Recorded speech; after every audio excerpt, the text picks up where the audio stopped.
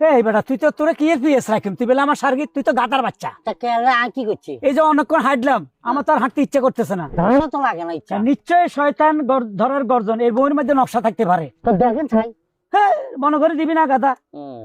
মনে হলো না তো মনে করে দিব আমি কেন?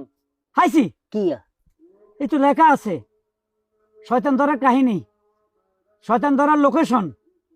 যেখানে দাঁড়াইয়া দেখবেন যে অনেক জঙ্গল দেখা যাচ্ছে, বন বাগিচা দেখা যাচ্ছে, ওইদিকে গেলে শয়তান থাকতে পারে, শয়তান পাবেন। এই যে লিখছে বাম সাইডে যান, তাইলে এইদিক। ও মাগো পুরো ঘুরে মিলে গেছে, পুরো ঘন জঙ্গল। হ্যাঁ ঘন জঙ্গল তো এইদিকে এদিকে মারবো। চল চল চলেন চলেন। কিভাবে সুন্দর একটা লোকেশন লিখে রাখছে তাই না? চিন্তা করেছেন কি সাধু। আইলাম। দাঁড়া বামে আইলাম, এবার দেখি আবার বামে যা, বামে গিয়া ঠিক জঙ্গলের মাঝামাঝি দাঁড়া, তার মানে বামে। হ্যাঁ এমনি এমনি জঙ্গলের মাঝামাঝি যাই দাঁড়াইতে কইছে আবার। আচ্ছা চল আগে যান, আপনি আগে যান।